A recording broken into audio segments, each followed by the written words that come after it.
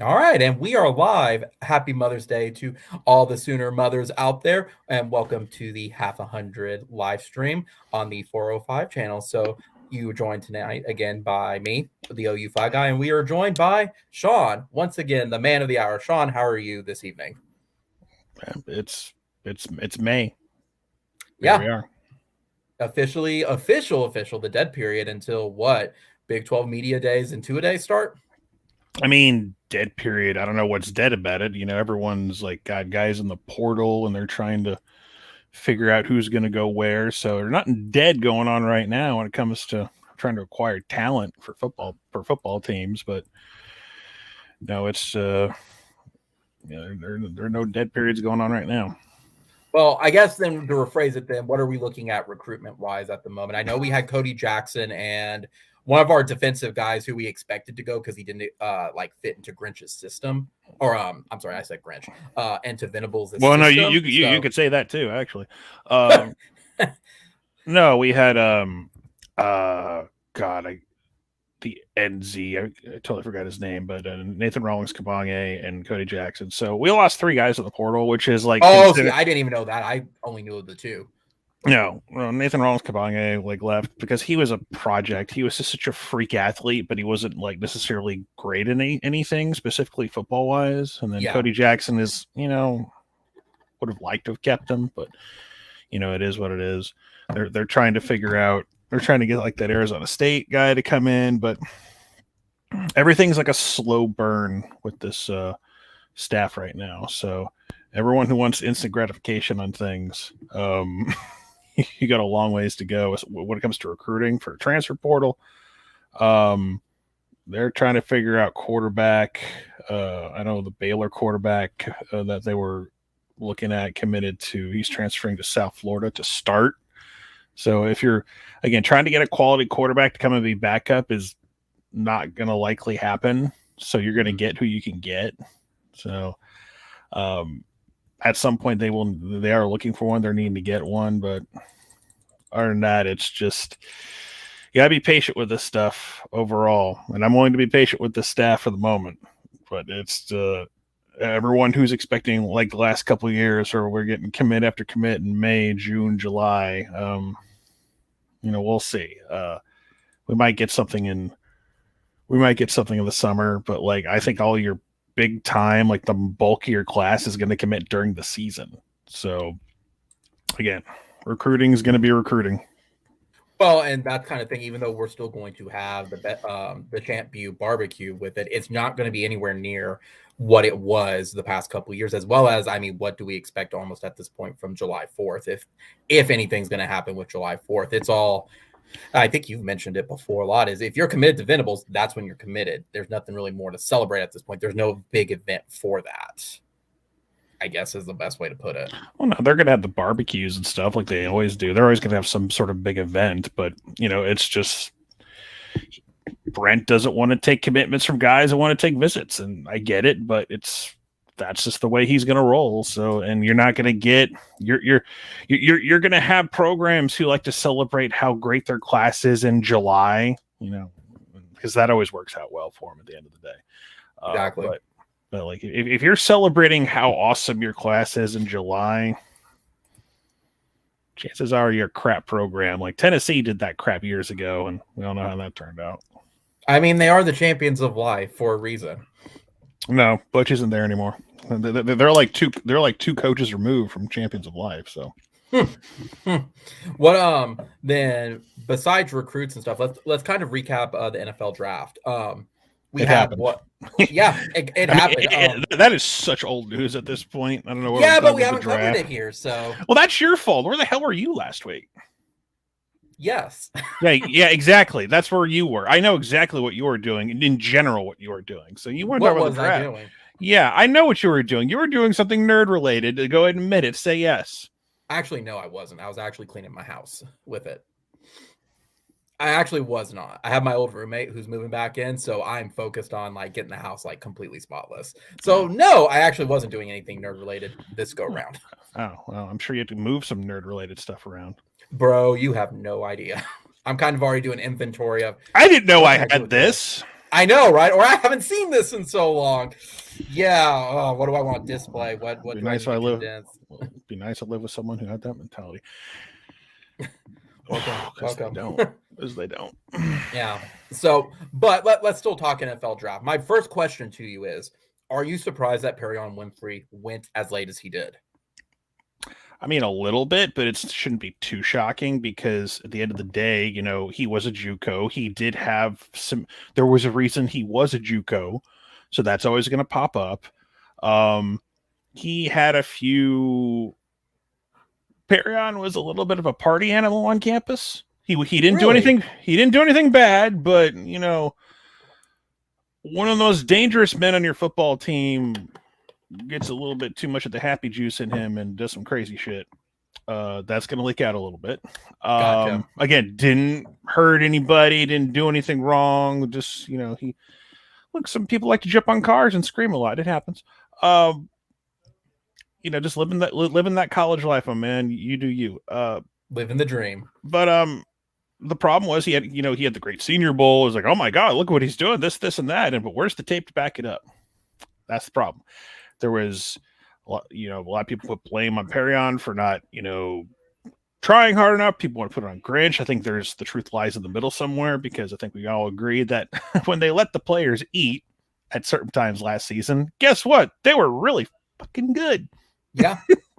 They like the end of the Tulane game, we're going to let our established front four cause chaos. Let's see what happens. Oh, look, they turned the ball over on downs, and that Tulane could possibly win thing evaporates. So yeah, inconsistency, trying to be too clever, trying to read gaps instead of just like, at times, sometimes you got to let them go. You gotta let go of the chains and let them go. And that's kind of consistently inconsistent play. What happened last year? I'm happy for Nick Benito. He was the very last pick of the second round. One of the beautiful things about social media and the world we live in today, we get to see video and hear the phone calls, and everyone wants to, these are private calls, but now you get to hear them all the time now. So happy for Nick. He was the first one to go. I was a little shocked because everyone kept waiting for Perion.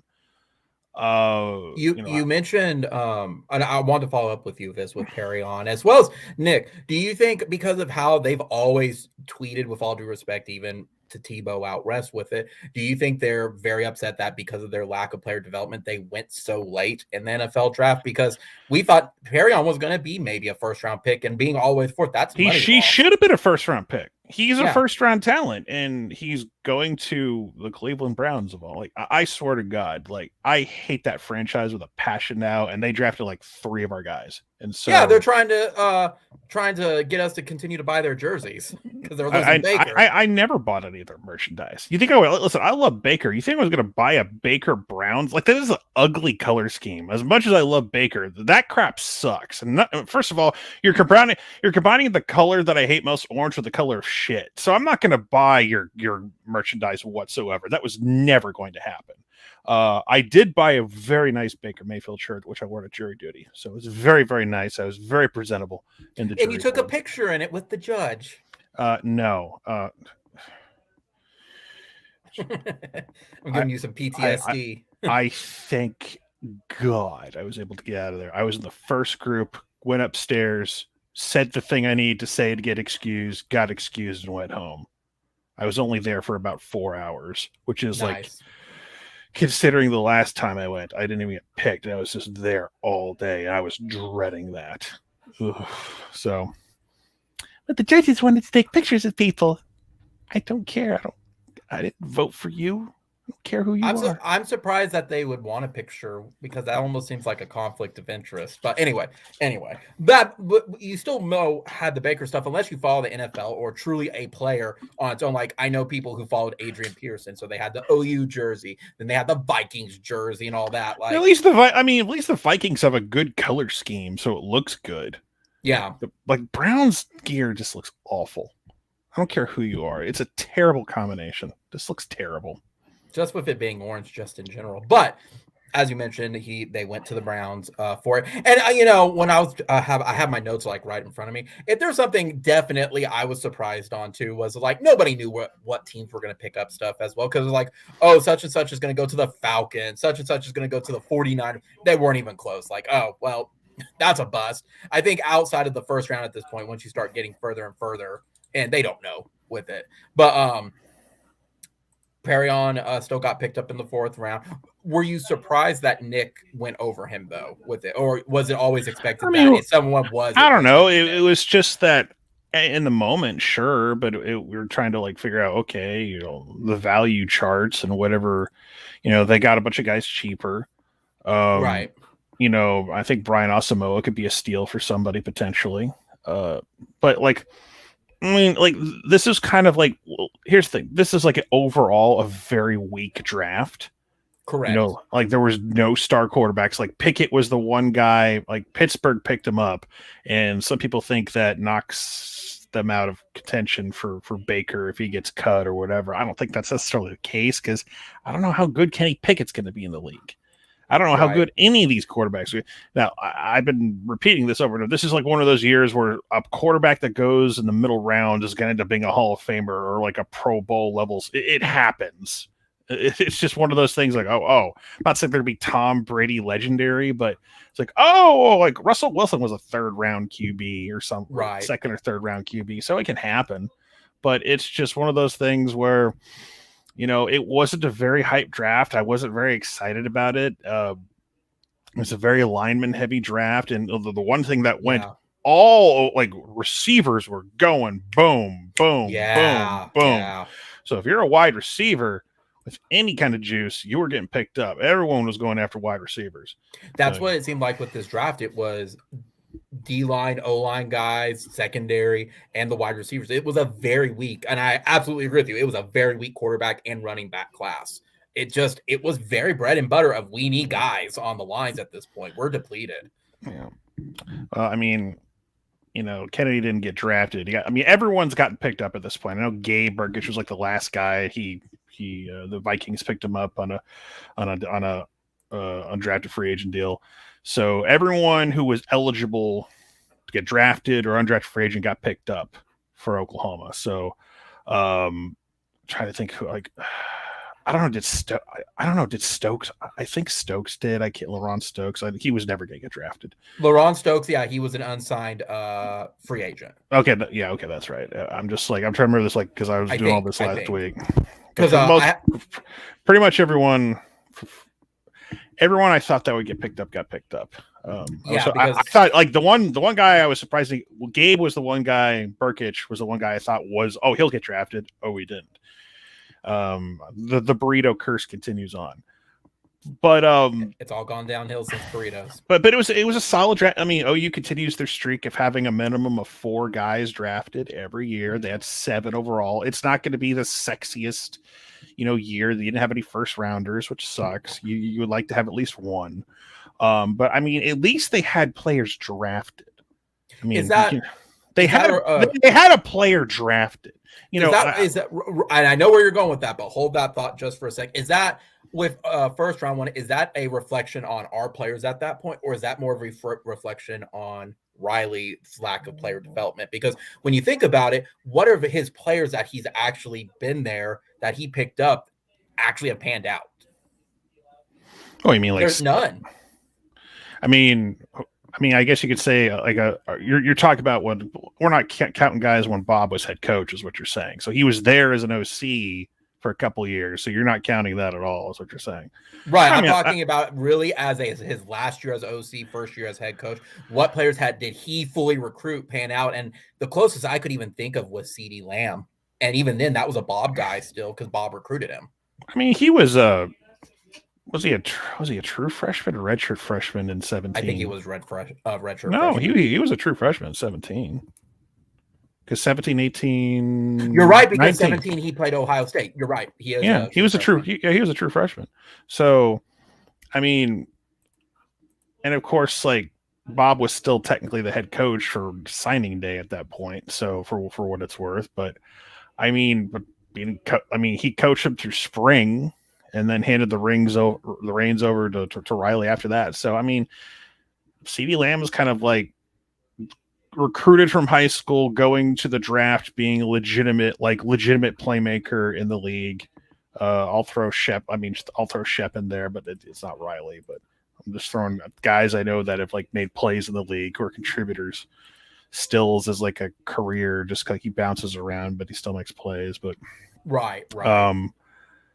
Yeah, I mean, I don't know. It's just you like to have guys in the league. It helps boost your numbers. It helps, like, hey, you get drafted at least. So what happens after that is up to you. But the first round, yes, the SEC is great, and then whenever I hear like the Big 12 had a terrible draft overall, I think they had nobody in the first round. If I recall, there's been years where like TCU had like the only first rounder, or Baylor had a solid draft from what I can remember. Yeah, they had like OU and Baylor had it. Yeah, they had like 4 or 5 guys taken. So, but like, there is a reason we're getting the hell out of this league, because we've been propping it up for the most part when it comes to like legit NFL draft picks. So, number 1 picks taken overall, and certain guys like getting taken in the first round. Like, we don't have a streak of first rounders like I would like to have, like to consistently putting guys in and year out. But there at least is a track record. So, and we at least get players drafted. We don't have like 2 years in a decade where guys didn't get drafted, because that would be horribly embarrassing. I know. What team would have that, Sean? I know. It's like, why would you? I don't know why you would go to a program that doesn't put people in the league, and when they do, they don't do shit. Why would you go to a program like that? But Sean, this time will be different. I promise you. Of course it will. It's every time. The reasons. Like, I know, right? This time it will be different. This time we have the head coach. You haven't had a first round player make an impact since Earl Thomas, but that's fine. That's fine. When you said that, I thought about that. I was like, you're right. They haven't had a guy. They haven't had a first round pick do anything worth a shit since Earl Thomas 2010. Yeah, they haven't. Like, that's an impact. And Lane Johnson starts and contributes for the Eagles. Yeah. Baker's going to start somewhere at some point. Kyler going to start, like Hollywood Brown. Big deal when they said, yeah, we got Hollywood Brown. I can go on. I can keep going on. But it's just and this is not all in Sark. This is more on the, admin. This was the drunk frat boys problem. That's on him. But even before that, it's just you've had multiple years where you have 1 or 0 overall draft picks, and players still keep going to this school in Austin, Texas, and I will never understand it. I mean, I do understand it because you understand the legacy part of it. Well, you have the myopic bubble in that state, and there's just a pride of wearing that helmet for some guys. Yeah, I mean, they don't do anything in the league. I mean, you go back to their legendary game against SC that everyone loves so much. Most of those guys didn't, like, even on both teams, didn't end up doing shit. Right. The like most what a bunch of busts everywhere. It's like, oh, look at all these legendary college players. Mm-hmm. I mean, Vince Young might have been the most successful. Maybe. Well, I mean, you and I joke about it, but we're also serious when we're like, it really wasn't the Texas Longhorns. It was Vince Young and the Longhorns. Like, it was him. Always said, because Max said, just go do and be like the best athlete on the field, and like, like score a bunch of points and just take over a game. Yeah, and no one can stop you. Vince Young's credit, he did that. I'm not going to say he's the best player ever, but absolutely, dude was a baller in college. But outside of people like family legacies that they are going to go there, I had a coworker and he works somewhere else now. That's the problem. Family legacies weren't going. They went to not Alabama. Anymore. They were going to Alabama instead. That was a problem. Yeah, because I've heard it from you. I've heard it from others too, where they're like, if there's one thing Mac Brown did right, he could balance out the donors. He could balance out the admin to let him do his job. And it worked. They kept him alone because he was successful. Well, I mean, and we actually live in a world now post-spring where we've had not 1 but 2 everyone loves to do their post-spring top 25, and we have two polls that have us both at number 4, which I just raised a red flag. I mean, we are not number 4. I don't care how nice you are. You are not going to fool me on that. I'm not buying into that. You're saying we're a playoff team this year. No, we ain't. They're like, now, if this is one of those, if everything falls into place and we could fall into one like we've done before, we could fall into one and everything lines up for us. But no one should walk into this year thinking we're going to be a playoff team, because as much as I've said before on here, I like every position group for the most part, but things can fail, things can break down, things can this guy didn't we all love Key Lawrence and Billy Moment in safety. Well, maybe they won't transition into Brent's defense for all we know. Maybe something goes wrong. I'm not saying that's going to happen. Maybe the offensive line, maybe Savion Byrd doesn't take that next step, or Wanya and Anson don't take that next for whatever reason. There's too many unknown factors that we're banking on. I think most of those are going to work overall because I've seen Keyshawn make plays. Billy Bowman has had the opportunity to make plays, but everyone but I've seen 2 grown-up polls that have Texas in the lower half of their 25. You want to rank a 5-7 team in the 25, that's fine, based off of their skill position and their sizzle, because they're gonna have sizzle. They've always had sizzle. They don't have any stake. Depth, taxes, and Texas being back early in the poll just to drop out. Did I ever read what they needed? What Jeff Ketchum claims that they need to compete for a Big 12 title? Are you talking about Texas just in general, or this season? Here's based on what they what they need? A team. Let me more specifically. An O-line.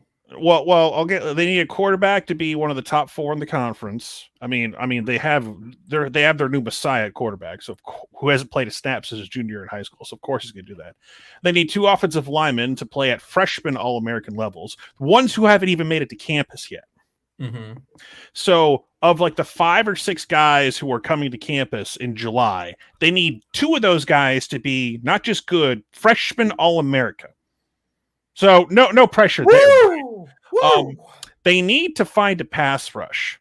And this is my favorite. So O'Shawn Mathis is likely on the way. Spoiler alert, he's not on the way. He went to Nebraska. So they were counting on a guy that wasn't accounted for to be a playmaker on their defensive line. Maybe he's playing both teams. Yeah. So find some playmakers on defense. That's another one. Coach better. That's a real thing. No, that's a real thing that Jeff Ketchum typed up and says, coach better. I mean, coach better. Literally. I was joking when I said I'm quoting. I'm not going into get into specifics, but the thought going into last season was that the Longhorns would improve over the course of the season. Spoiler alert, they did not. So they didn't. So just coach better. We need to find playmakers on defense, and that transfer we were expecting from TCU to show up to be our savior went to Nebraska.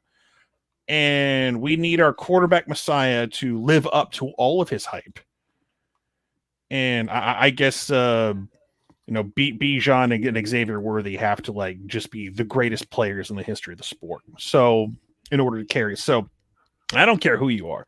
Bijan can be, if Bijan don't have an O-line, he can be stopped. We saw what happened last year in the game in the second half. He wasn't even a factor. It's happened to us a lot where when we didn't have the O-line, he was useless for most of 05. Yeah. He was hurt, but there was when he finally came back and, there was nothing with the O-line. Yeah. I mean, he beat down Nebraska and Oklahoma State in 05, but they weren't worth a crap then. So Peterson was kind of like TCU, not much of a factor. We all like to play that that play against Tulsa where he says knocking people down. It was Tulsa. It was Correct. Tulsa in 05. And it was embarrassing that we got to that point where we could have lost to Tulsa. The team was really, really bad at the beginning of 05.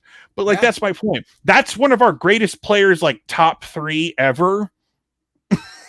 And he couldn't carry the team.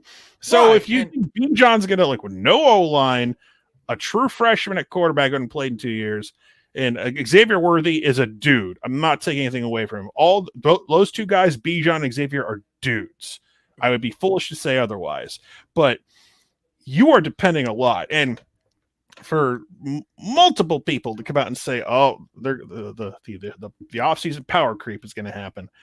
But when I can't, and then you got the offseason power creep out west too, which we'll see how that turns out as well. But who knows? Everything's still moving. Everything is still. Teams aren't finalized yet. No one knows where Jordan Addison's going, even though we know where he's going. We know where he's going, but like we're still pretending we don't know where he's going because now we're trying to get Congress involved because, oh my God, NIL is ruining the sport. What are we going to do? So, I mean, I was going to bring up SoonerVision next, but do you want to go right into that one? Because we talked at length about NIL. We'll do that. We'll end on a happy note. We'll do that later. But like, sure. Like, I'm just entertained by the NIL stuff, and everyone hates it. Everyone hates talking about it, but it's going to ruin the sport. And it's just, as I said over ad nauseum, over and over again, just it's all out in the open now. And like, if you all think this hasn't been going on for decades, you were just, you believe like the purity of amateurism. It's like, God, you live in this little bubble I wish I could live in. Correct. Well, it's the joke you made. It's like when you turn the lights on, the cockroaches scatter. Except this go around, when you turn it out, they're like, "What's up?" Yeah, they don't need to scatter. Like, so you said we could do this now. We're doing it. Get out of my house. Yeah, it's Joe's apartment. There's a reference for you. And that was spicy. I got that reference. I understood that reference. Someone watched MTV back in the day. I've always said, and I've always been upfront, I am personally not a fan of NIL because to me, they are properly compensated. Yes, you can go in and change some stuff, but not even close. No. I know we are definitely on different wavelengths. That being said, I'm also not done. Like, you can't keep paying millions, but billions with the Big Ten is about to get $1 billion plus deal for their new TV contract, and you're telling me like all the players are compensated? Like, no, they are not. So you can't. Look, Josh, you can't keep piling on money on one side, and everything's gonna like on one side of the house. The foundation's gonna crack. It's gonna tip over. It is going to tip over. It's already cracking, though. No, I'm sorry, but you can't keep making like it was one thing back in the 70s when one game a year or 2 games max were on national TV. We don't live in this magical fairyland anymore, or that's the case.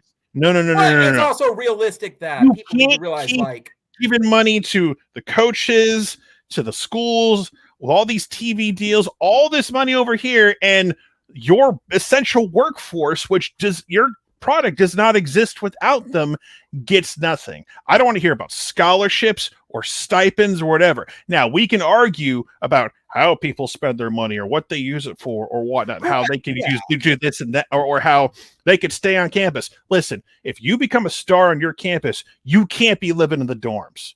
It's impossible. You are a celebrity in that building, and the moment you can get out, they have to get out. You think Baker Mayfield? The flip side of that, Baker Mayfield talked about like.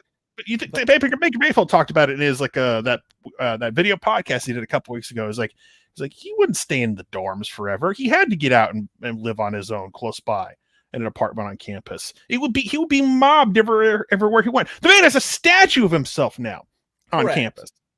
But so like there is a flip side to it though too, where them going off on their own stuff, the coaches can't control what they do on campus with it. And Bob has even said, like, bros, if you're living off campus, you need to make good choices. I cannot protect you. But that's life in general. That's everybody. It's like if I go out tonight and like drive down OBT in Orlando and I want to pick up a hooker or something, like that's a bad choice. Well, I get arrested for soliciting. That's a bad choice, but that's on me. I'm not going to do that because it's Sunday night. I'm tired. I'm going to go to bed soon. But the problem, but still, because you're over the age of 30, Sean. That ain't going to last much longer. But the point of the matter is, it's like we all have to like. It's like if you don't listen. A couple of guys this time last year made some pretty bad choices. Yeah, they did. And there wasn't. And guess what? There was an NIL available at this time last year. So I don't want to hear this about like, oh, like it's going to do this or that, or it's going to change things. College football players been making bad choices for years now. Right. And I'm also one of those too. And I should clarify, like, for me, is it a surprise that players were getting McDonald's bag of money under the table? No, that's been happening even before Barry Switzer. Anybody who doesn't think that. I have no Wilkinson had a slush fund, guys. Like, yeah, so let's make it official. Like, I'm at the point where it's like, you know, nobody wants this, but I'm just at the point. Let's just drop the charade to make them employees. I'm serious. Drop the charade. Well, I've been saying that. I have been saying that. Drop the charade and make them employees. And maybe that's what I mean is I'm not a fan of the NIL because there are other options available that the universities and probably NCAA don't want to buy into. Like, let's make them employees. We don't want to do that. Let them unionize. Are you kidding? Well, then why don't we give them unions are a good thing, by the way. I don't care if I hurt feelings. They are. They absolutely are, but they're not going to allow that. That's even worse to them than employees. Okay, fine. Then what about then setting up a college of athletics where their degrees actually mean something for them? Well, no. Then what are they, guys? Like, for me personally, you know what you do? You know what you do? It's very simple. It's like you unionize them. You can either do NIL and take NIL and go to school, or you know, just pay them the value of that scholarship, and you don't have to go to class. Because, like, you know, I've said that. That's one of my things. Is how do you? What a Cardell Jones, Ohio State quarterback, would say. We didn't come here to play school, so why do we pretend? Why do we pretend to do this? So, no, NIL is fine because someone out there, listen, boosters, regardless of whatever rules you throw at them, are going to find ways. And now the rules, the reason why all this is happening as well is because it's a dick swinging contest. Like, that's what it is. Well, that's part of it, but you got this gigantic Miami billionaire down south of me who's like doing everything he can to rebuild the brand, not just football but basketball too. I mean, you got Boone's rolling in his grave right now. Oh God, I mean, you got A&M doing their thing, and they're trying to go after all these collectives and trying to say, whoa, like the NCAA is trying to backtrack and say you can't do this. Well, number one, they were forced into this by politicians because the only thing you can get Democrats or Republicans to agree on in this country is NIL, is that players should allow to be paid. It is like the exception to the rule. They can't agree that the sky is blue or grass is green. They will have different opinions, but they agree it's about time college athletes get to make some money off of their name, image, and likeness. So, yeah. Well, and let's add in too, like when all that happened with the Supreme Court's ruling, I'm surprised they just let it release. Like, you're allowed to like build into in 2 years this is going to happen so we can organize something. Yeah, like even with their terrible stuff, they gave them time. Like, listen, I'm not a collapse. Well, I'm not a legal expert, but like you know, everyone's panicking and they're trying to they're trying to say, oh well, all these collectives can't do anything right now, or the boosters can't be directly involved in recruiting, and they're trying to like, because you know why this is happening. The Jordan Addison thing. And I've talked about this before. It's like it's one thing if you poach below you, whether it's FCS or, you know, group of five, whatever. Nobody cares. In the grand scheme of things, no one bats an eye that, you know, Dylan Gabriel is OU's quarterback now. No one bats an eye at that. Oh, UCF, that makes perfect sense. The problem is like you have Jordan Addison at Pitt, who a lot of things around him that were part of his support structure, quarterback, OC, you know, position coach, gone now. Backup quarterback at Pitt is gone now. So he's got one, he can't go to the draft. Correct. So he wants to leave. And the problem for Jordan Addison is that it was very late in the process. And that's why people are mad. He went through all spring. And I think it sucks if you're Pitt because you know who's going to stay. No, you know who is trying to poach him. And he believes he goes out there and like he'll, you know, be able to do great things. And I'm sure he will. You know, he'll have a good quarterback and a coach who knows how to run an offense, and he will make some plays to get drafted. The problem is that it's one thing if you poach the little guy. It's one thing if the big boys start poaching the other big boys, because guess what? Xavier Worthy of Texas was trying to get poached, was about to be poached as well. Everyone says, oh, he decided to stay. He believes in being a Longhorn. No, the Longhorns ponied up and gave him cash. Correct. So anyone who believes, oh, so loyal to the brand, shut up. Like, he forced the Texas boosters to pay him. Well, and let's be honest, Sean, with this as well. With it, that's where As I said they first should. off, He's like a legit awesome player.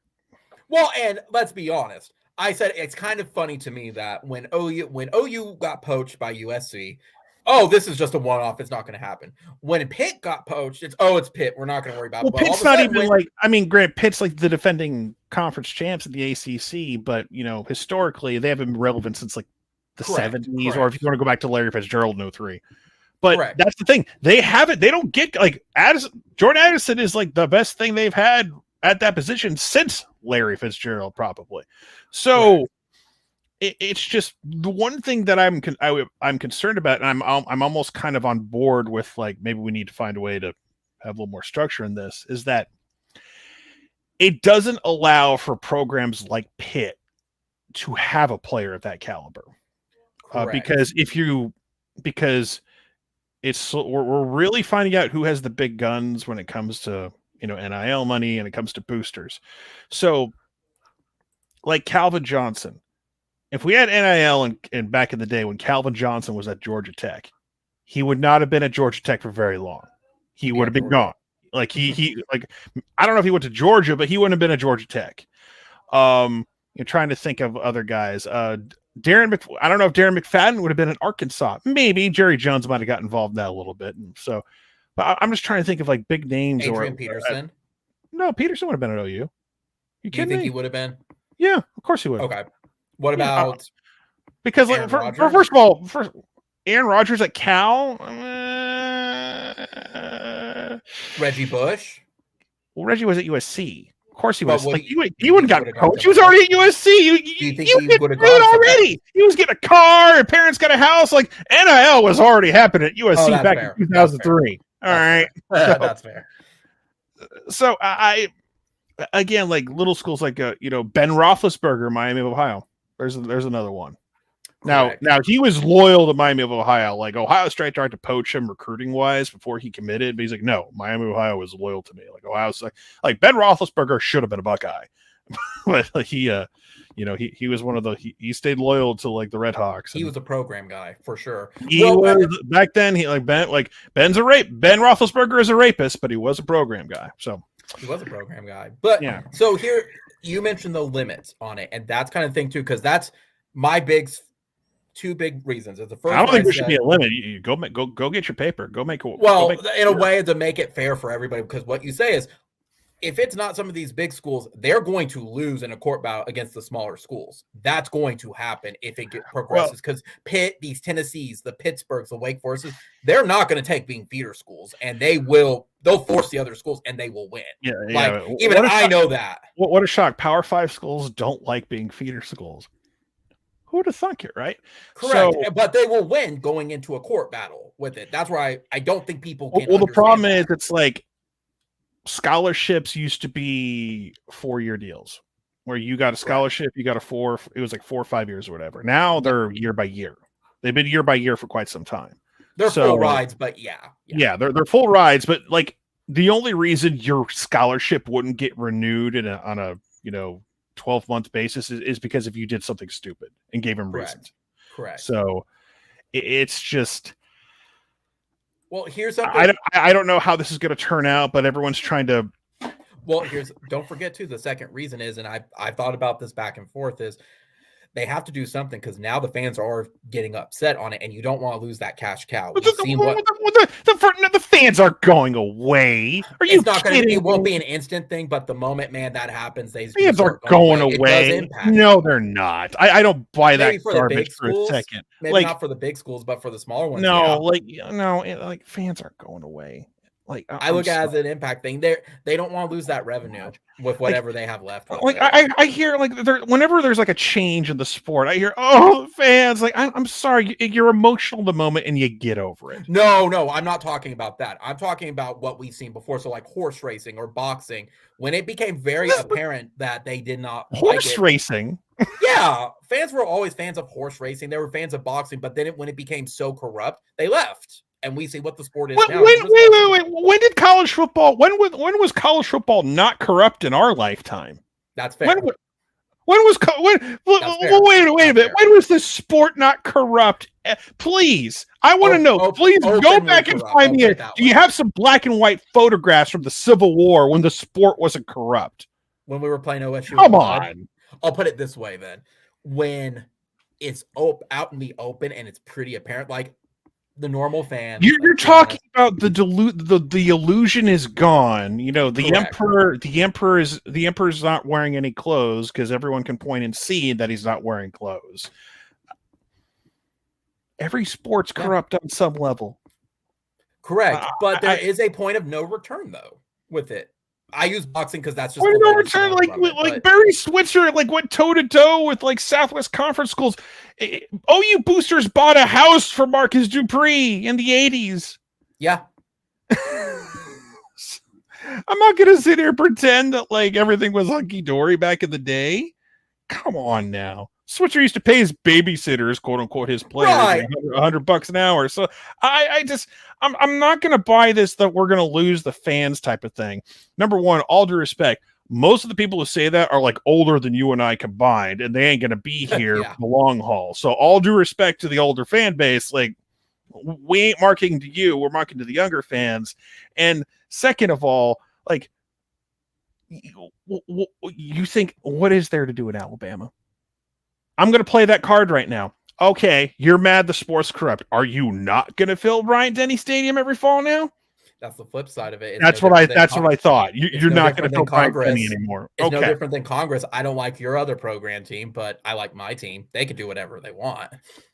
So I don't want to hear this like the sport is like going to like go away or this is the or like if your team isn't winning, that's all you care. Is your team winning? Are you doing what you need to do to win? Because the sport changes every 10 to 15 years on some level anyway. Oh, even that 5 years easy. So like it may not be realignment, but 5 years. There's always some sort of like climactic shift. Maybe it's small and you don't notice it at first, but you get used to it and you adjust to it at the end of the day. So I don't buy this whole, we're going to stop watching. Like, I heard some Clemson fan cry about a playoff expansion, and he was like crying all over it. Oh my God, the sport's ruined. I'm like, shut up. You're going to be right back going to Death Valley or watching your team play. And if they win the whole day, and if you won an 8-team or a 12-team playoff, you would tout it as the greatest accomplishment in your program's history. So I don't want to hear that garbage that you're not going to. So then, we're not going to go. They're already not going. You know why I don't go to Magic games right now anymore? I live in Orlando because they suck. When they're good again, they'll get my money. But they suck, and I'll watch them on TV once in a while, but they ain't get my money. Unless it's blacked out, then it's not. No, we don't have blackout rules here. No, we have blackout rules. We ain't attending. Oh, yeah. Well, that's because the Thunder suck. No, I'm not. I'm talking like baseball and stuff.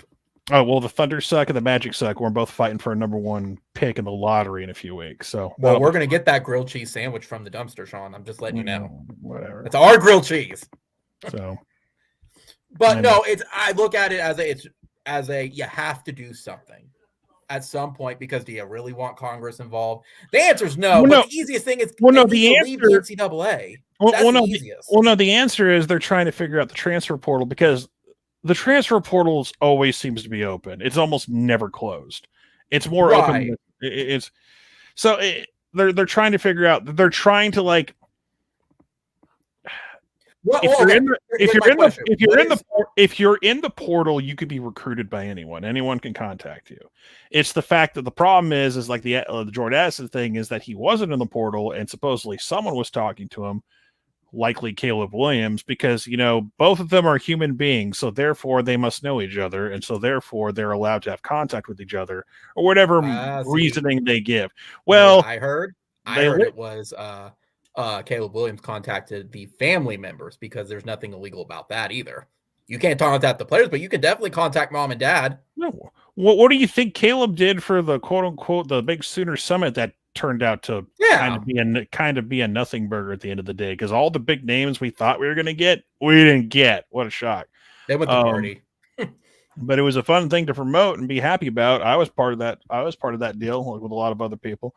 But no, it's like, of course these guys like you. It's like anyone like they're trying to think. Oh, like I see like members of our fan base going on talking about how Riley's going to get this and that, and they're going to go after him. It's like, for what? A second tier violation that'll get him a slap on the wrist? Because this whole tampering thing, he was tampering.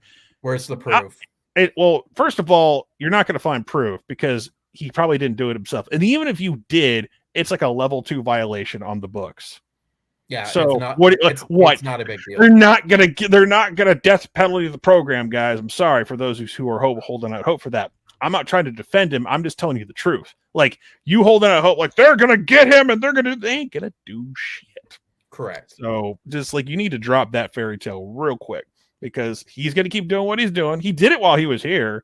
He did some skeezy things here, but it's different when he's your guy. You'll back him up. But now that he's not, we can rip on him all we want. So we'll see where Jordan Addison leads and where he ends up. If he goes obviously out west, then fine. His quarterback will he'll be making more plays with his feet than finding guys downfield, because he'll be running for his life a lot. Especially him and Latrell McCutcheon are going to have fun together. Well, running and not actually contributing. Well, Latrell McCutcheon can't guard anyone anyway, so exactly. Here's my question to you, though. We talk NIL. Everyone's figured out like NIL plus transfer portal is the problem. What would you fix, though? Well, you gotta I mentioned before, like the transfer portal is like open too much. You gotta squeeze that window a little bit more. So you gotta, like, if you're gonna do something, if you want to have some sort of regulation, then don't have the transfer portal open nearly 20. Don't make it Walmart or 7-Eleven or McDonald's where it's open 24 hours a day. Do you think you got to have a limited window where you can jump in and jump out? So, well, and that's what I think that's fair for the coaches, though, too. It's not fair to them, 24/7. The problem is that Jordan Addison could have, if he would have said, "Hey, I'm going to transfer if it was December or even after the bowl game where they played Michigan State. Hey guys, everyone's going. I'm going to go to." The problem for coaches is that they invested all this. They invested in you all off season, all spring. You were a part of the plans. It's not like you got hurt and then you're leaving. When would you shut it out then? Say by February, you need to know where you're going? I don't know. I think you can. I don't have a problem opening it up again, at the after spring practice, because there are going to be some guys like we've had recently who don't fit the program, don't fit the system. We lost 3 guys to the portal, but we're not crying about it because it's better for them to go find other places. So it's not that he probably wouldn't have left anyway, but it's like, you're the star of this team right now, and we can't. It's like in pro sports where, at least in the NFL, if you have a guy that you're trying to figure out a deal for him, or you're trying to work out contracts, you're trying to figure out your cap, you can franchise a player and say, hey, we're going to franchise you. You'll get the average of the top 5 of your position for that year.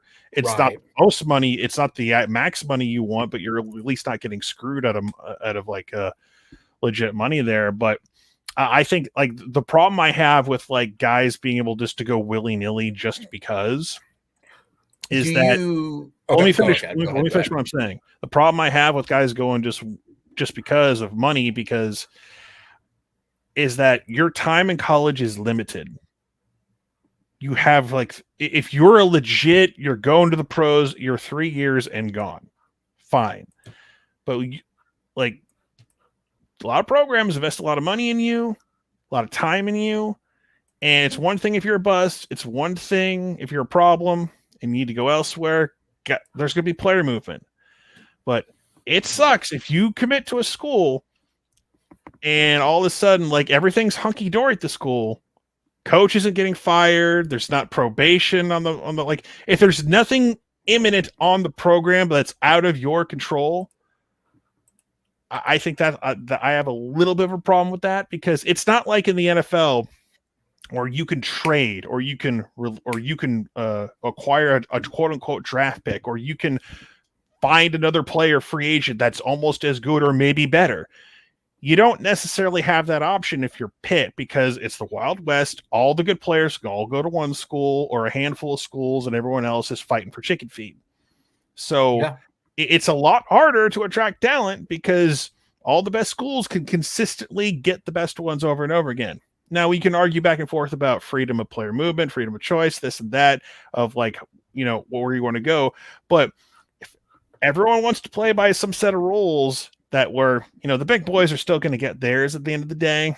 But come on, all of a sudden you have a good player that's going to be a first rounder. Well, we can't have that. Quick, throw money at him. It's like, that's how you hurt the sport at the end of the day, in my opinion, because again, you can't have all of a sudden a good player can't be at Miami of Ohio, or they can't be at UCF, or they can't be at a lower level school. So Correct. That's what they're afraid of, because all the good players will just be at Bama, Ohio State, Georgia, Oklahoma, or whatever. What's his name? A couple years back when we faced Houston, Ed Oliver. Well, yeah.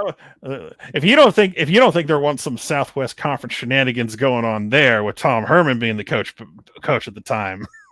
Absolutely. The only 5-star prospect in modern recruiting history to go to a group of 5 school who stayed in town because he was like, yeah, okay. Ed Oliver was legit. Ed Oliver probably should have been an Aggie or a Longhorn. Yeah. He would never going to be a Sooner. That wasn't going to happen. Exactly. But like the fact that he stayed in Houston because that probably kept Houston out of Big 12 for a couple years too. Let's be honest. From it too, because of all the recruiting when they said, this can actually be legit. I guess, but it's like making like that would have mattered if OU Texas were still in there and it was still right. You still had your flagship, you're still at your flagship schools. Now they're gone. It's like the Big 12 is kind of like, what is the Big 12 now? And everyone's trying to redefine what the Big 12 may or may not be. And it'll be a really good, solid conference, but you won't have your flagship schools anymore. It's going to be like it's going to be like the AAC or the old Big East or whatever to some extent. It'll be fun, but will it be? It is what it is now. That's what it's going to be. It will produce a lot of second round picks, maybe some first rounds here and there, but it's not going to be anything relevant. I mean, it will to an extent. It's like those schools don't go away. I mean, you're going to have it's going to be a fantastic basketball conference. It'll be absolutely. It'll be a top tier basketball conference for sure. But conference realignment is still constantly in flux. So every 10 years. I want to ask it for you though, with the transfer portal. Let's start with that one. Do you think it would be a good idea? I've heard this one around that give it 4 weeks after the final game of the season, the conference championship games. Let's a cooling off period happen and then open it up, but then close it like through the midway, either through end of February, middle of March, or end of March. And then you have to stay. Unless you get an exemption such as like, hey, my parent has cancer, I want to be closer to them, but I want to go play, or you're stepping down a division. Brothers, nephews, cousins, former roommate has a hangnail. I got to go, guys. But no, and a serious one with it. Like, do you think 3 months is too short? Do you think it should be longer than that? Like, there needs to be some player flexibility, sure, but the transfer portal cannot also be open 24/7 all year long. That's not fair for the coaches or the teams. I'm not going to sit here and tell you I know what the window is going to be, because they'll find ways around it. They'll always be talk and chatter. So what about then for NIL? I keep hearing too, what about, could they do something like a salary cap where at some point you no, that's never going to happen. They said, well, you have to do something with it. Well, and what? No, that's the question though, with what? They have to do something. I mean, they'll attempt to do something. A salary cap. Who's a salary cap? I keep on hearing that with the comparison of the NFL, because they say at some point maybe then they start losing out on their scholarship. Or they cap. No. Then do you say with the NIL that you can't make money off it until you're done being a freshman? I've also heard that. No, because that defeats the whole purpose of why it exists in the first place. You shouldn't be making money as a freshman anyway at that point, because you're unproven. Tell that to Quinn Ewers. Yeah, he's unproven. Hasn't played it down. Making allegedly $3 million, hasn't done shit yet. So, like the whole market correction thing, the market will correct itself. No, that's stupid. No, you have to correct themselves. What would be your ideal then? Like if you see Derrick Henry play high school in Florida, like we should give it to her. You're gonna give money to Derrick Henry if you can give money to Derrick Henry. Like he broke all the high school records in Florida. Right. All of them. That's because ones that don't even exist yet, he broke them. Right, because he's a monster. Yeah. And I still question why Saban did not run him more against us. But, Well, if he did, he would have won the game, but he didn't. So that's where we're at. So that's his own fault. But no, I guess my question to you is, in your position, if you were able to make it more fair, I guess is the best way to put it. I don't know. I don't have the answer because like I'm not in charge of this thing, and no one is. That's the problem. There is no one in charge. There is like the NCAA is dead. So I don't take anything seriously that the NCAA is going to do something about this. I wish you all the best of luck because it's not happening. So we're going around in circles at this point, but they're going to attempt something. There's going to be lawsuits. At the end of the day, there's not much you can do about it. Like the only thing they have control over is like, they can do something with the transfer portal and like however they feel it should be open, closed, whatever. That's what's going to happen. So I'm sure we'll hear more about, more in the off season when media days pop up in July and everyone's going to have their 2 cents on how things should work and how should collectives be banned and all these things. So, do you agree though that something needs to be done before Congress gets involved because they will make it worse? Congress doesn't care. I mean, no. You think Congress is going to? Congress is so useless right now on so many. Levels. That's fair. But I also look at it as they're grasping it to do anything. This seems like something. First of all, this NIL thing was done on a state by state level. Once like big boy states like California and Florida and various other things, you had Gavin Newsom, Democrat in California, Ron DeSantis in Florida. They all agreed on one thing, like I mentioned before: players should get paid. So and like. Well, to be fair, I think they meant that 28 states said NIL as a go. That's what forced the NCAA to allow it to happen because you can't have half the country agreeing that players should get paid and the other half saying no, and you're being at a competitive disadvantage. That's why. So Congress isn't going to do shit. Well, it was also too they realized Congress is too busy taking away our personal freedoms and our right to privacy, or allowing it to happen, mind you, than worrying about like guys getting paid. So I hate all politicians. I hate them all. All of them. I mean it more like you mentioned DeSantis and the other. I can't think of his name. You just said Ron Gavin Newsom. Gavin, thank you. So I think they were also Democrats and Republicans with a passion. I think though equally they were thinking letting them go sign autographs or doing commercials. Not they're doing that now anyway. Yeah, but they're doing it like Spencer Rattler did it. The last offseason, he went to a big Chicago thing and signed a bunch of autographs, thinking he was going to be right. I think they were looking at that though, but not the big money like the Jordan Addison situation with it. I don't think they were thinking that was going to happen, even though we all said that was going to happen. No, if you want to like throw your weight around, like they're trying to stop the boosters. That's what they're trying to do. I wish you the best of luck. I don't know what else I can say on the subject other than wish you the best of luck. It's not going to happen. There'll be lawsuits. That's it. Yeah. I have nothing else to say on the subject. Like I've gone in circles like 3 or 4 times at this point. And it's never going to end. There's always going to be something that pops up with it. I mean, it's one of those you can't ignore it. That's the issue. No, you that's why I even said, like, what we really want to broach this again? Because how many times have we talked about it on Sunday? A couple. Yeah, a lot. If you want your program to win, get your boosters to pull out open the checkbook and do something about it. Yeah, which has been going on for decades now. So correct. Well, and what I was going to say too is, let's be honest too, with all the states passing the NIL stuff, the NCAA realized too if they didn't allow Can we it, they move were just on? going to break. I'm just sick and tired of talking. Sure, about this. Sure. I'm just done. Let's do positive then. No more pay-per-view games. No more pay-per-view games. Because for those of you who haven't heard, SoonerVision is finally breaking away from stupid Bally Sports, which was Fox Sports before, which was whatever it was, their stupid deal before. And we are finally getting them on ESPN Plus. Finally. All right. I'm so happy. Well, yeah, and it's so like it's such a major win. Well, there are very few things in life that lately that will get me excited. Other than the fact that I no longer have to, worry about our program being like the stupidest program when it comes to our third tier rights. That's over now. We were living in the dinosaur age when it came to having a game on pay-per-view. Like when I had to explain to people, you have pay-per-view games still? I'm like, yeah, it's pretty embarrassing, isn't it? Yeah. So, and it's Oklahoma's fault. It is their fault. Now, don't get me wrong, they made bank on those because they basically said, what are you going to do about it? You love your team. You're either going to remember when I came for the Houston game, there was the threat of the hurricane. Yeah. I was like, if a hurricane actually hits and I got to wait, I was willing to stay in 19. Who did they play? Idaho State, or who was the game in 19? It was the garbage game. I was like, I might just stay another week in Oklahoma, pay $10 to go to the game with you because it's cheaper than dropping $60 me going home and watching it for me. Yeah, almost. You and I discussed it at length for about 3 days of if you were going to fly back or not.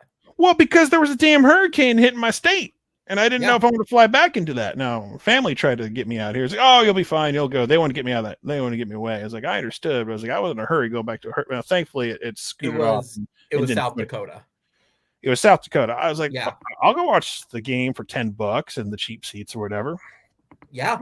But now you don't have to do that. You don't have to drop $60 for goddamn pay-per-view in 2022 now. I thought we were still a few years away from this.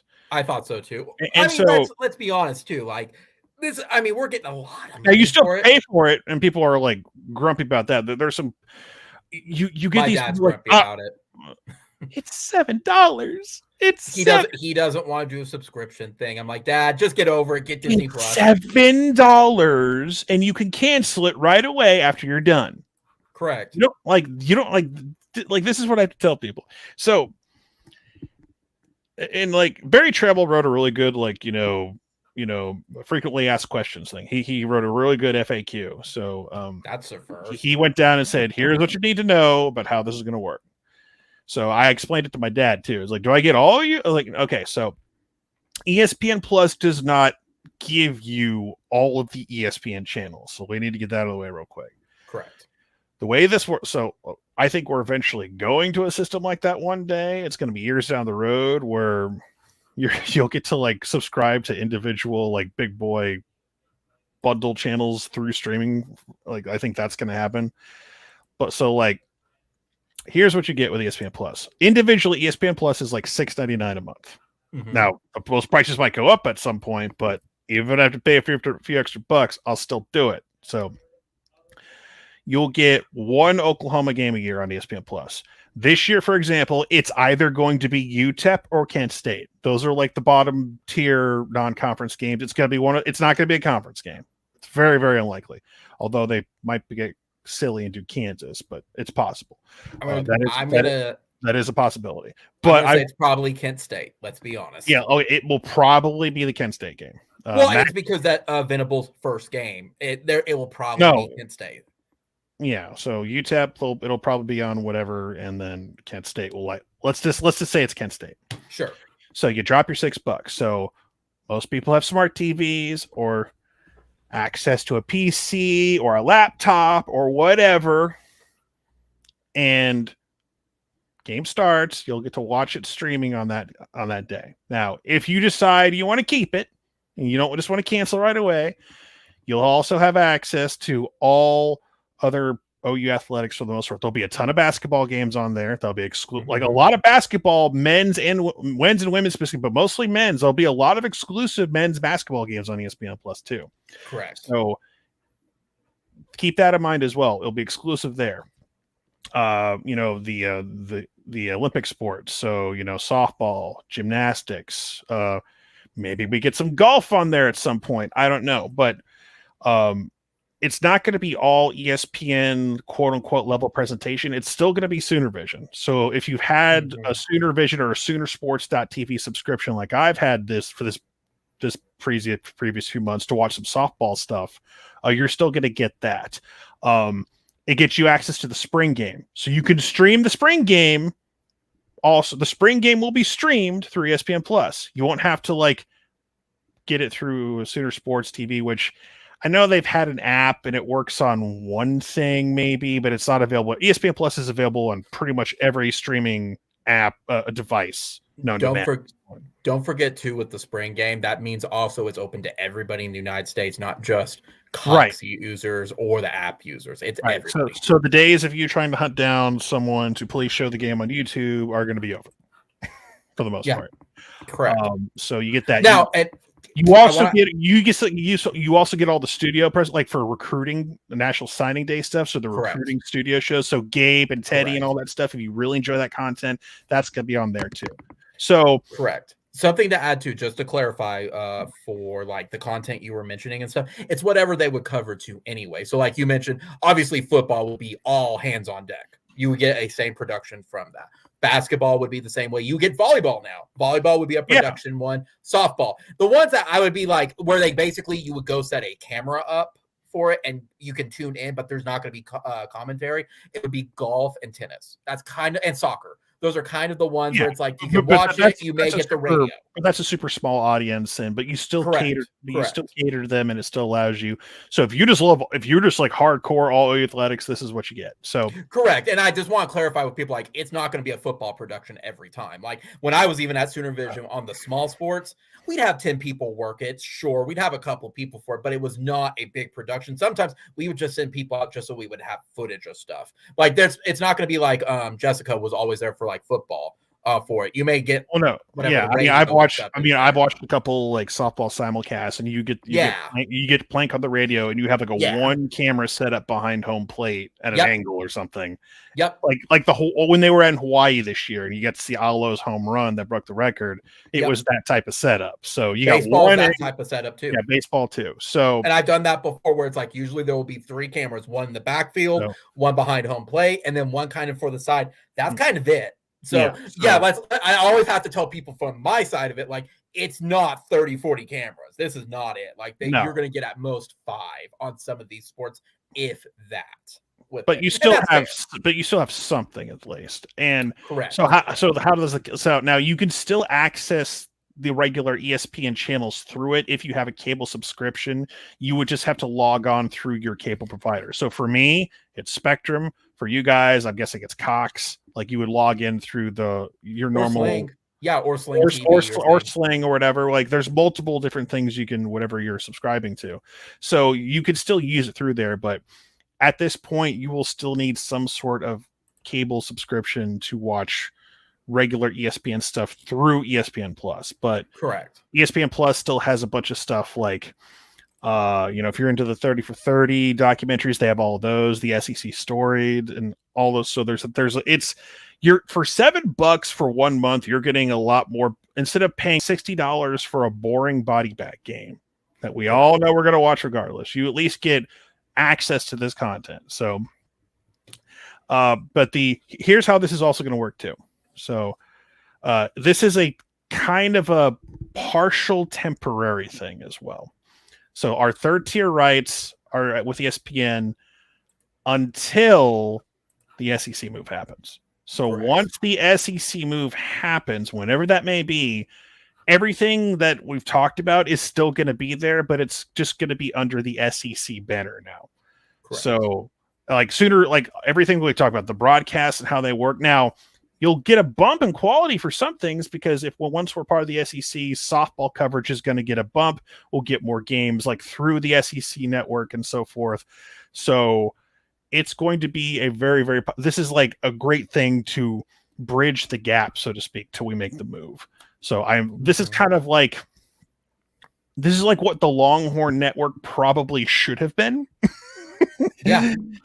Instead of paying Texas like $300 million for a new channel that people barely got when it first launched, instead you're part of like the streaming package. Now streaming was still kind of like in its infancy because that was the thing Netflix did back then. Mm-hmm. Like if you want to go like 2010, that's what Netflix does.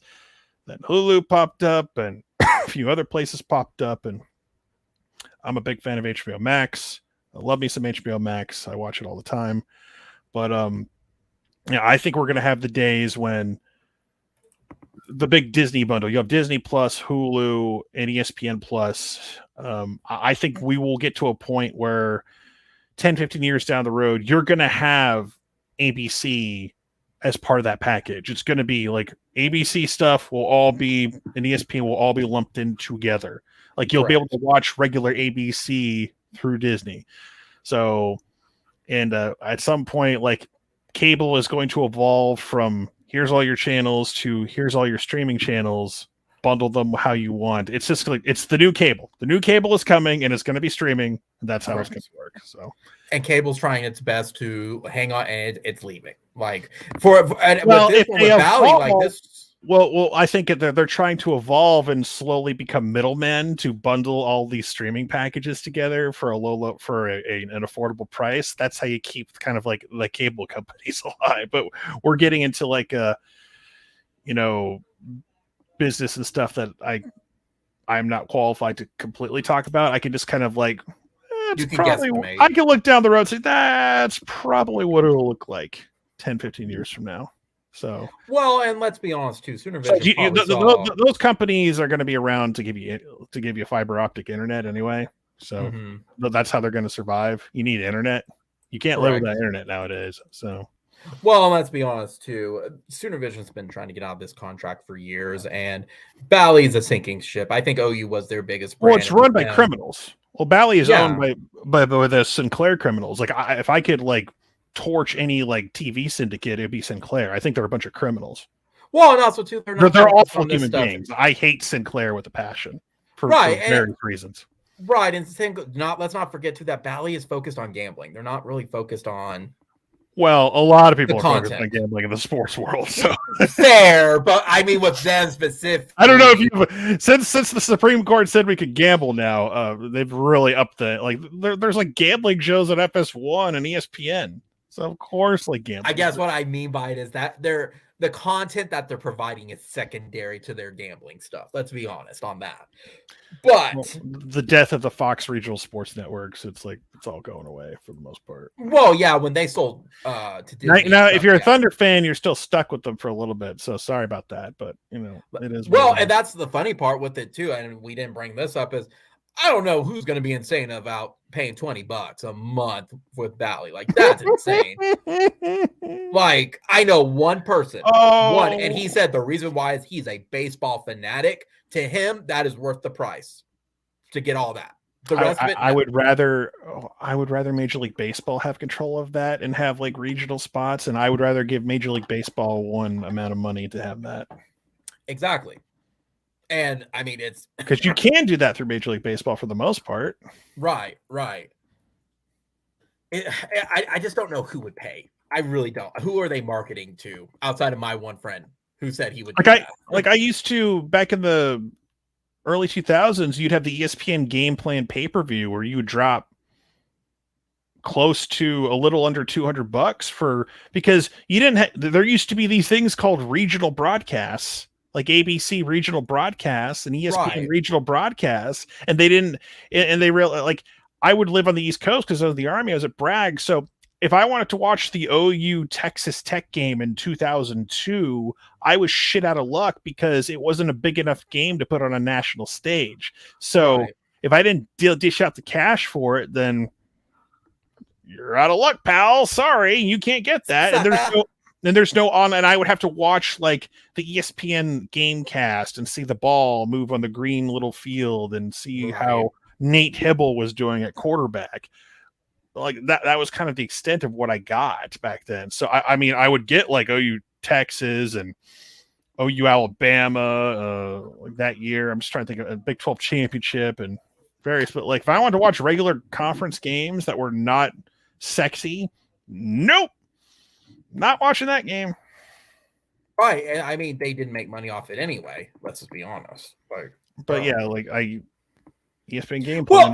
Well, here's a question for you, and this is something I thought about a while back. Like 06 was like the last year I think I paid for that. For the pay-per-view? I think ESPN Game Plan went away because they finally put like mirror broadcasts on ESPN, ESPN2. They expanded their coverage. Gotcha. My question to you, though, is with this SoonerVision deal coming, do you think this is one of those things to help us get the buyout and get us to the SEC? Because, like, I've seen where Teddy and Gabe and Dusty are, like, fully convinced we're playing, like, UCF and all that. I'm like, no, we're not. I don't know what you guys are thinking. This ain't going to be a 14-man league. Well, no, it might be, but, okay, there's a lot to digest there. Number one, I know, like, the deal was, like, on some level really, really big. I don't know how big. I don't know how that's going to work necessarily. Have you heard the same rumor I have? It will be. What, that we're going to be playing in 23? No, the money rumor, like more than 500. Oh, I've heard more than that. Yeah, I've heard way more than that, but I don't know how true that is or not. 500 mil? Yeah. I mean, Gabe and Teddy's pod will drop any moment now, probably. So, I mean, I'm hoping that's the rumor's true on that because I'm sure. I mean, I don't know if they're going to. I mean, they're going to. I mean, their pod will drop. The video version will drop later, but I mean, I'm sure because Gabe was hyping this last week. Well, didn't you say too? Red Dirt, credit to him, like he's been hinting at this for a while too. Well, no, he knew that the deal was going to expire. I don't think anyone knew what it was going to be. Like my fear was going to be that we're just going to like do a year or two extension for what we got, and then we'll wait to that was my fear because we're just. It's like it made sense on some levels. Like, well, we're going to do SEC anyway, so why do a new deal because it's not going to be very long, and it's like. ESPN Plus makes sense. So, I mean, it's good for me for what I do because I could do more softball watch-alongs for games that make sense. Like, because let's be honest, trying to convince someone to get a Sooner Sports TV account is like, it's not the easiest. Bro, yeah, you actually just reminded me of that because me personally, I think this is a win for everybody, not just with the pay-per-view. Because you have to sit in front of your computer and watch it. It's not very accessible through streaming stuff. Well, let's not forget too, like to SoonerVision's credit, they have good facilities, they have good staff. But the one thing they could never seem right to get is the pay-per-view, getting that to work, or the spring game or stuff. It always seems like it crapped out every single time. And people will call constantly of this isn't working. Why have you all still not got your shit together for it? To be fair, the spring game was fine this year. I had no issues. Yeah, but it's the pay-per-view games that always seem like they were always issues. Like, I'm paying this big money. Why am I only now just getting the third quarter? Like, it's always been an issue. I'm so happy that we're not going to get, like, the C-tier, like, Fox regional guys who can't even pronounce our players' names correctly. And it's just like, oh, God, I can't wait for that to be over. God, they sucked. And that's with all due respect. But they did not care. They were there for the paycheck. Well, yeah, everyone's got to make a living, but it's like, you're pronouncing his name wrong. Just like clenching through, your teeth. You're pronouncing his name wrong. I hate you. This sucks. Yeah. I hate you so much. Yeah. I mean, we'll get some B and C tier guys through ESPN Plus and whatnot, but you know. Well, and it's the same thing you mentioned before on your live streams is the most important thing we're getting from this really is softball because you have a huge brand with softball and it's not on TV. Now, at least this is the step up with it on ESPN Plus. There's something better than nothing. Well, I mean, thankfully, from this point forward, all softball stuff for OU is going to be on the ESPN family network. So don't have to worry about that anymore. So Correct. For football content for at least a year or two, but depending on when we make the move, it's gonna be great. It's just easier access. You get all that stuff there's a lot of good stuff on there I like through Sooner Sports, but it's just I don't want to watch it. Like I'm sitting from my PC right now. I don't want to watch on my PC. I want to lay back, chill, and watch on my TV. Yeah. And I can at least at minimum stream it from your PC to the TV at this point, like whatever that. Yeah, I don't like doing that either because that means I gotta everything. That's a pain. I'm an old when it comes to. I don't want to like click stream to my TV. I hate that crap. My TV is already a smart TV. I should be able to do it from there. Like that was the problem. There wasn't like a viable Sooner Sports TV app. It was like I think you could get it on one thing maybe. And it like everyone's it works on this, but I don't have that device. Oh, sorry. If you don't have that device, you can't use it. Like it was only available on one device, and I don't even remember which one. It wasn't a Roku. I know that for sure. But regardless, for all the older generation folks out there, my dad, get your son, get your son, your grandson, a neighbor's kid to come over and set it up for you. It'll be fine. Here's what you do. You drop your $7 for the 1 month, and then have the person, and then you cancel it right away, and then it'll turn off automatically after the month, and you watch the game and you don't think about it. So my plug, I don't work like my plug to you. If you don't like the Disney Plus, like fine. Would you rather pay $60 to watch the Kent State game or $7? That's what I'm telling you. Would you rather pay 60 or 7? I mean, that seems like a logical choice there. And I got the perfect example too from it. This was from last year. From it. This also takes into account if you lose cable because your system sucks. You have a backup now for it. Because during the first game of the year last year, I remember as clear as the day. I had the game on my television. I was ready to go. My mom calls me. It's like, Josh, can you help your father out? Because we can't get the game because Cablevision is crapping out, basically. And your father is freaking out that he cannot get the game. Mom, just go get us. Go do this. He can't figure it out. We can't do this. We can't. 1 second. You weren't there. I was not there. I literally had to guide them through the phone of, okay, step 1, go to ESPN.com. Step 2, type this email in. Step 3, here's the password. Step 4, enjoy game. Step 5, question mark. Step 6, profit. Step 7, don't try it on another laptop. And it worked. Well, yeah, because he stopped freaking out. Yeah, well, that's the thing. If you have regular cable, you could log in through ESPN Plus and get your cable channels through ESPN Plus. Because if you try, it'll always have them as available to click. And it'll say log into your cable provider for those games. But if anything's exclusive to the platform, you can watch. There's so many sports that are exclusive to the platform you'll be able to watch. If you're a soccer nut, my God. So much soccer is available. Hockey, a lot of hockey available.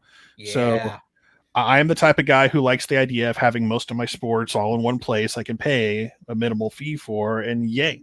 But like the day might come where college football, if they ever got their act together and formed one, a more perfect union under one banner. I mean, how much would you pay a year for access to all of FBS football? I mean, that gets spicy because everybody said, I'm going to use Xbox as the example. We have Game Pass and we only pay about $13 a month, and it's fantastic.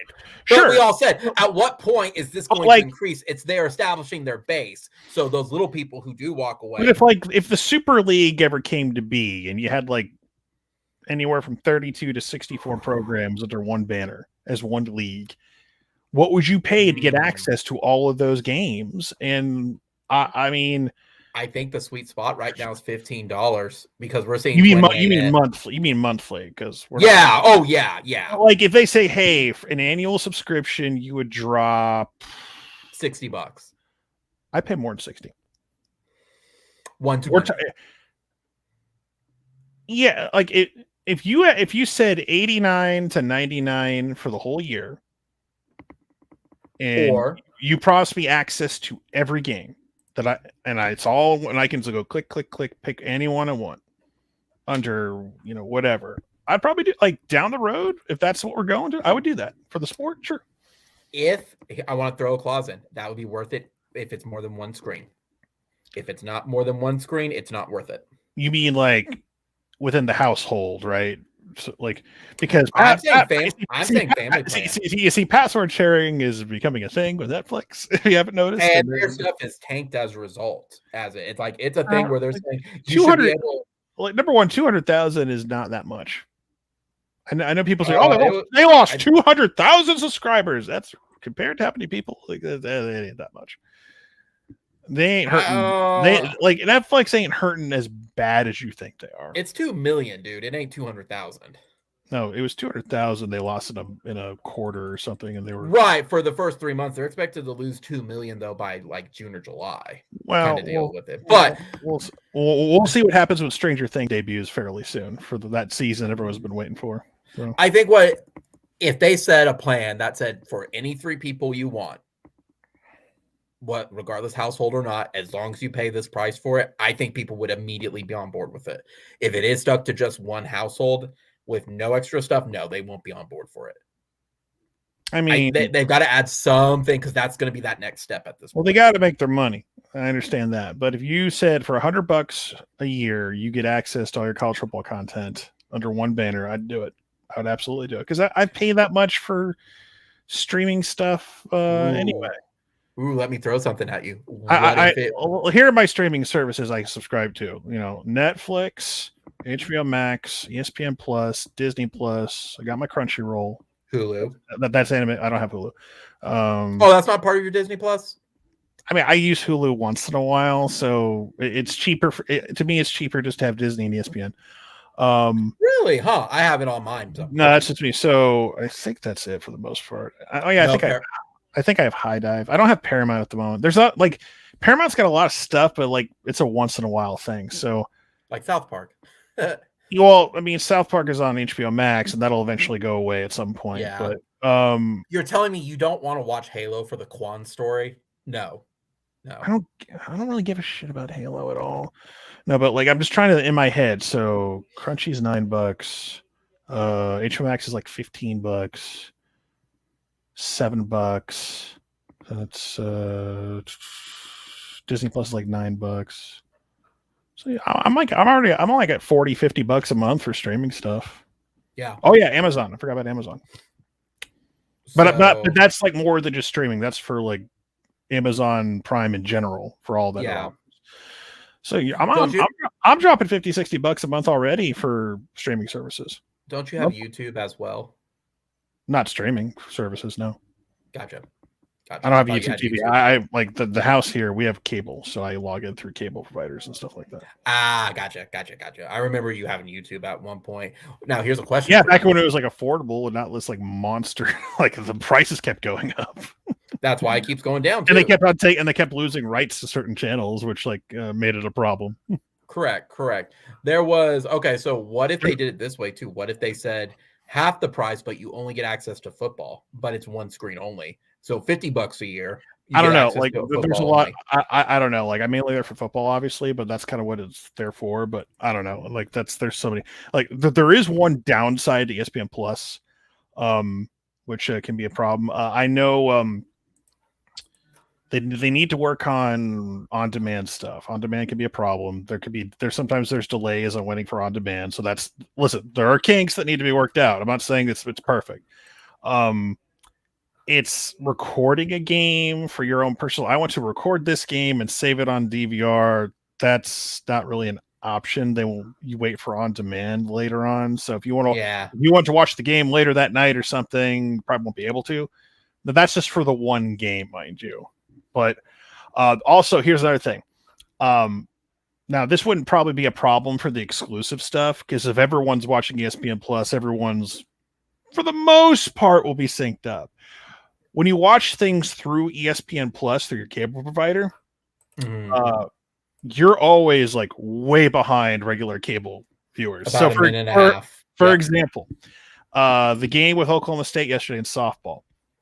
I'm watching the end of the game. We're in the bottom of the seventh or the top of the seventh, right? And so I'm watching ESPNU. I don't have ESPNU through my regular cable here. So, but I have it through ESPN Plus because I have cable providers, so I can watch it ESPNU through, my ESPN Plus subscription, which is great with the cable login. Fantastic. So I'm watching it, and they're doing the review of the double play. I think it was like, I want to say it was like the Grace Lyons. Was Grace Lyons? Was the foot one in the seventh? Or was her foot on the bag or not on the bag? I can't remember. Anyway, they were reviewing the double play.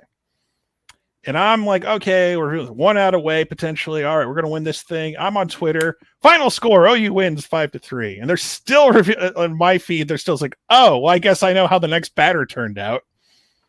So it's like, and I made a joke about it. So that's the only downside. You are so far behind everyone else. And that's been a thing for years now.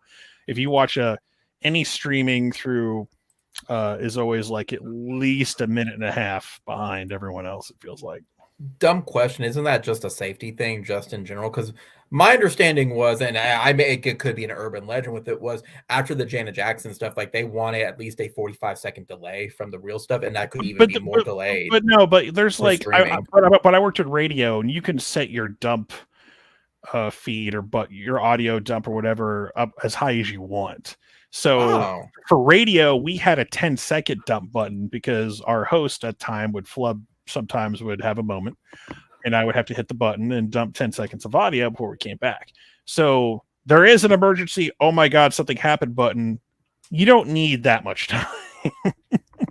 And it takes a while to recharge as well. So you can't just keep pushing, right. dumping stuff, or else you have like nothing, you have dead air. So I don't know, like the discrepancy between like regular cable viewing, TV viewing, and watching it on the stream, there's a gap. There is a bit of a gap. So that could be annoying, but if everyone's watching on that the Kent State game this year through that, I don't think it's going to be that much of an issue because because it's not going to be available on any other platform. So for that, it'll be fine. But for watching stuff, because I've watched multiple games during the season, I got a game on the TV here, and sometimes here where I'm talking to you. I have three different things. And a lot of times I have to use ESPN.com or ESPN Plus and watch it through there. Yeah. That's the way I do it. So multiple games going up at the same time, so I keep an eye on everything. And sometimes I'll be watching a game on the laptop and I'll have an update on the TV. What an amazing play that just happened. And then the play is just snapping on the laptop from it's like Florida, Georgia. What an amazing play by the Georgia Bulldogs. From the future! Yeah, it's from the future or whatever. So, oh, goodness. So, Sean, but yeah, that's just the way things are going. Yeah, and I mean, and that's what people need to accept too, is streaming is going to be, it sucks that, that we're getting back to cable prices at this point, but at least you can pick and choose on it, and they're not committing for it. Because there was some initial stuff that I saw, I'm like, oh, that sounds bad with Bally, where they're like, it's $20, but you have to commit on it. Like, you can't just. Well, no, that was the problem with cable. They would there's some people who don't give a damn about sports, but a lot of reason your cable package was so expensive is because having all these ESPN channels that you weren't watching if you weren't a sports fan. And that's why, people of my generation and below were cutting the cord, because it's like, I'm not paying this for there's multiple people I know my age and lower who don't have cable on some level. Like, why? Yeah. I have cable. I have my Netflix or I have my Amazon and I'm good to go. And that's why ESPN had to lay off a bunch of employees over the past few years, because, cable was just the thing keeping cable alive at the moment is live sports. Yeah. Because you have to have it right now. Yeah. But as I mentioned, we talked about it, ad nauseum not too long ago, is that I think there will come a time down the road where streaming is the norm. It becomes the primary thing as opposed to an ancillary thing or an add-on, and streaming will become the way to go, because everything goes through fiber optic cable, everything. And before we know it, everything will get faster. Everything will get more, easy to access to. And that's just the way I see it. 20 years from now, we'll be having a different conversation about how this all turns out. Oh, 20 years, man. 20 years, crazy to think about. I hope I'm dead in 20 years. I don't want to be around. Please take me. OU's got to win a few more championships before then, though. They got to win a couple more football stuff. Take that to your grave. Don't let them be that team that let you down one last time. I got one more thing, Sean, before we wrap it up. We were going to talk movies, but I'm more curious softball. So the ladies. No, I've not seen I'm seeing Doctor Strange tomorrow. So if that answers your question, let's move on. I saw it Thursday. Slacker, Sean. No, let's talk. No, I'm not going to a crap. People are stupid at movie theaters. I'm going tomorrow early in the afternoon, where supposedly people are at work. And that's when I went. I went Thursday evening when everybody doesn't go to the Thursday preview, and it was great. I don't know what world you live in, but everyone goes to the Thursday preview where I live, because I live near a college campus. So that's fair. I went to into the Warren Theater at the IMAX, and there was maybe half crowd. I'm going to go see the super violent, wizard movie tomorrow, early afternoon. So you're embarrassing the wizard. Anyway, so let's talk softball. What? I'm going to go see it. We'll talk about it then. I had softball to watch. Damn it. Let's talk softball. Let's talk softball really fast. So we just did. The ladies won the series against Bedlam, and they got the bye round. I mean, and if anybody had any doubts, they're going to have the regional. Like, it doesn't matter if they win the Big 12 or not. What is your expectation going into the Big 12 at this point championship? Do you think they're going to be rematching Oklahoma State? They're going to win 2 games and call it a day and take home another Big 12 trophy that this time says conference series champions or whatever. Yeah.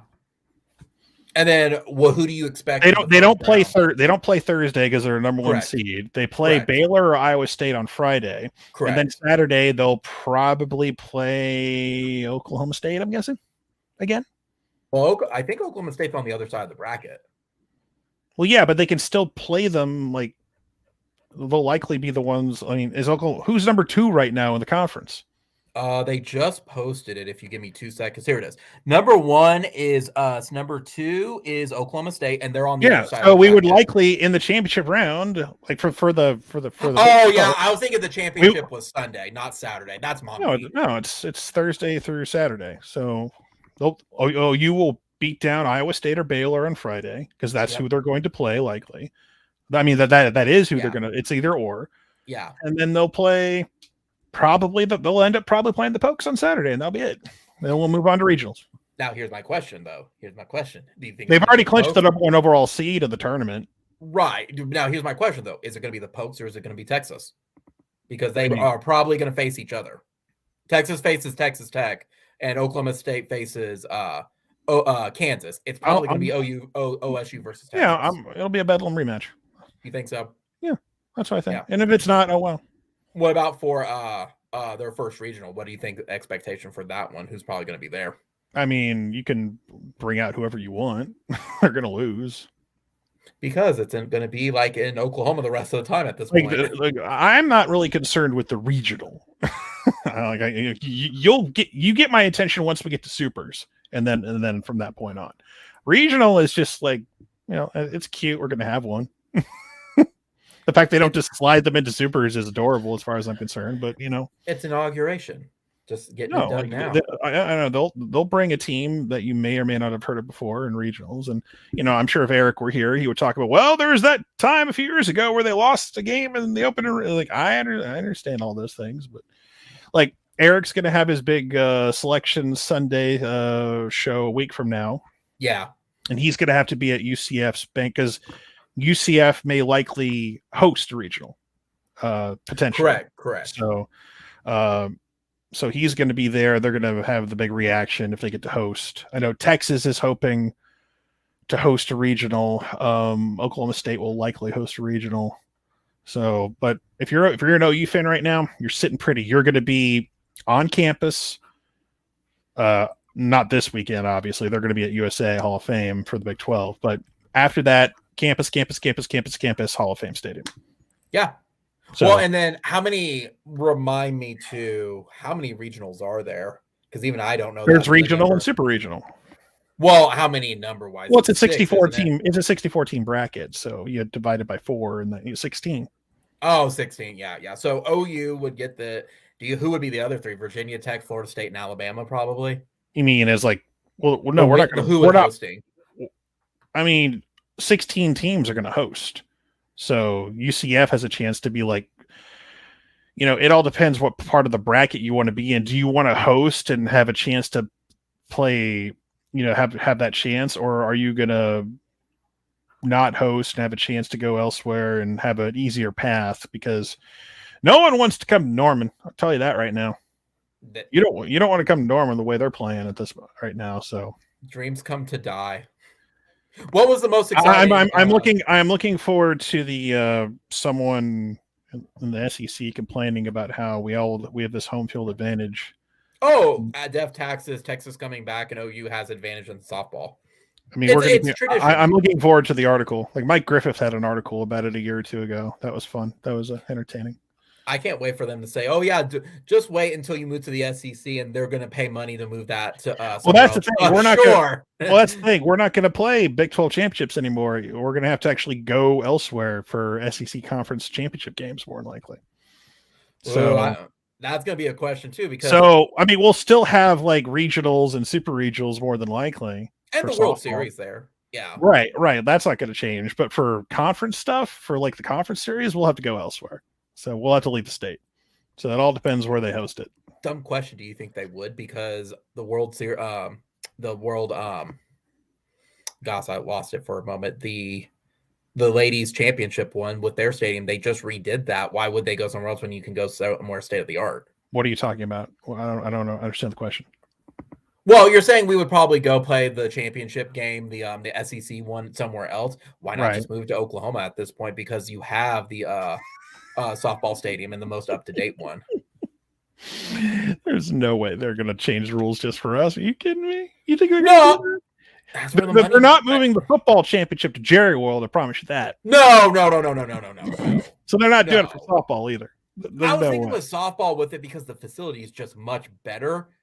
Why not move it there anyway with it? Yeah, but they're not going to do that. I know they're not going to do that. And plus, the Big 12 is still going to host it there. The Big 12 still exists. Remember? Yeah, you're right. I didn't think about that. I was thinking of it of why not host it there. Yeah, well, you're right. I'm wrong. You're right. I was not thinking of that at all. So, Sean, I want to thank you for joining me again tonight. As always, it's always a pleasure to have you on. Everybody, be sure to comment, rate, subscribe, and click the notification bell whenever we go live. I want to thank everybody for joining tonight as well. We had a big audience tonight. So, again, I want to thank y'all. Next live stream, I think, is May 22nd for us here every other week right now. But we're going to start getting close around July to start having it, maybe July or August, start every Sunday at this point. But that's a little bit down the road. I think in 2 weeks, Fanatic is going to join us to talk about Texas stuff with it and just Big 12 stuff and what they're looking at from the Longhorn side of it. Otherwise, I have some stuff ready to go for here in a couple of weeks. So, again, guys, Boomer Sooner, there's only one. Thanks again for joining, and I'll see y'all here in a couple of weeks.